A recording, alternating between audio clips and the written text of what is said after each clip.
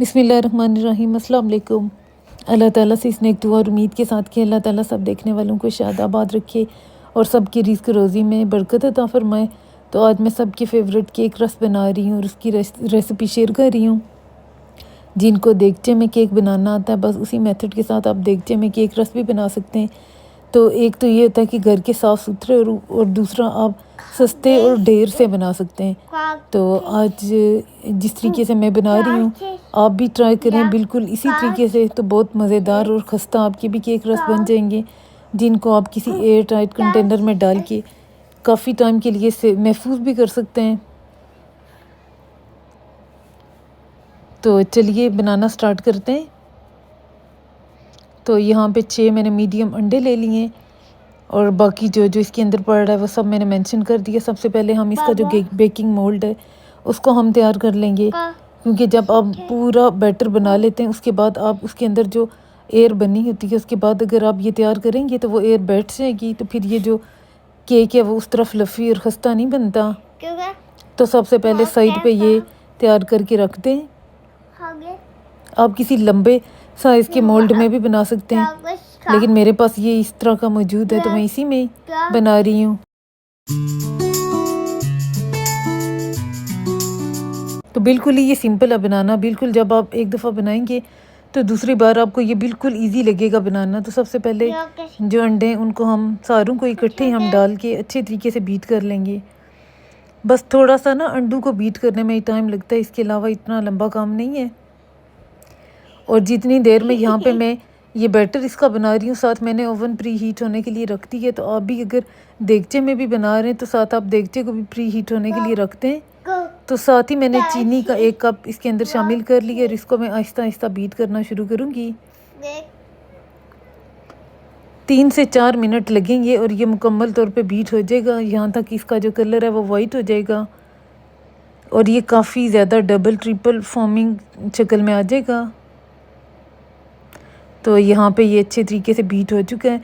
चीनी और अंडे को हमने पहले अच्छे तरीके से बीट कर लेना है। उसके बाद 1 टेबल स्पून हम इसके अंदर वनीला एसेंस ऐड करें।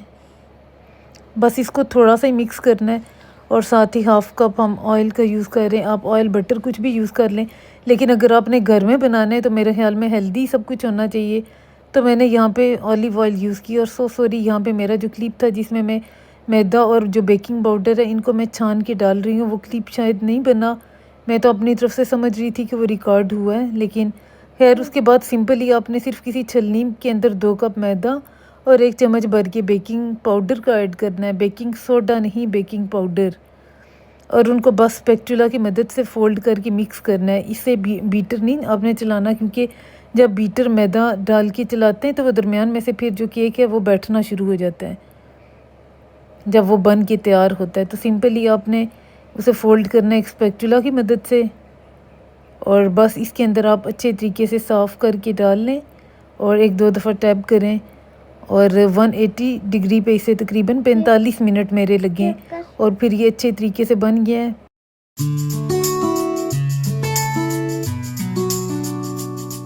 एहतियात से आप किसी भी कटिंग बोर्ड या साफ सरफेस पे रख दें। बटर पेपर को आराम से रिमूव कर लें।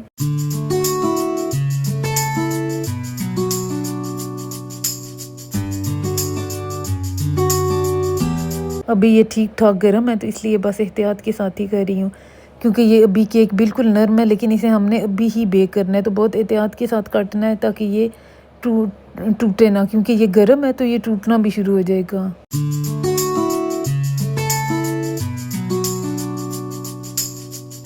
तो इसके ना मैंने 2 तरह से बनाए, एक तो इस तरह के एक पीस काट के थोड़ा सा मोटा और उसको फिर दरमियान में से 2 पीसीज में काट लिया, और एक मैंने सिंपली थोड़े पतले पतले स्लाइसिस में रख के इसी तरह काट के तो मैंने इन्हें बेक किया दोबारा 20 मिनट तक। और बीच में मैंने एक दफ़ा इनकी 10 मिनट के बाद इनकी मैंने साइड भी चेंज कर दी थी, एक साइड पे जब कलर आ गया था। तो यहाँ पे मैं सिंपली इसके स्लाइसिस लंबे लंबे काटती जा रही हूँ।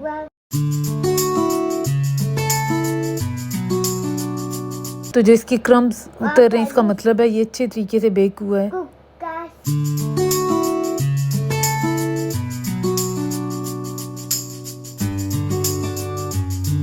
तो इस तरह कुछ सिंपल स्लाइसेस हैं और कुछ को मैंने थोड़ा मोटा काट के, दरमियान में से भी उसके पीसीज मैंने काट लिए हैं। तो ये एक दफ़ा जब मैंने रखा है और तकरीबन 10 मिनट के बाद ये दोबारा जब मैंने इनकी साइड चेंज की थी और ये 20 मिनट के बाद माशाल्लाह बहुत अच्छे और बहुत खस्ता बन के तैयार हुए हैं। जब ये थोड़े से ठंडे हुए हैं तो फिर इसके बाद मैं इन्हें एयर टाइट कंटेनर में डाल रही हूँ। तो ये बहुत अच्छे बने, जैसे कि इसकी क्रम्स उतर हैं, जिसे आपको अंदाज़ा हो जाएगा कि ये बहुत खस्ता बने थे। तो आप इस तरह साफ़ सुथरे डेरो डे रस्क केक बना के इसे महफूज भी कर सकते हैं और सस्ते भी बाज़ार से बनते हैं।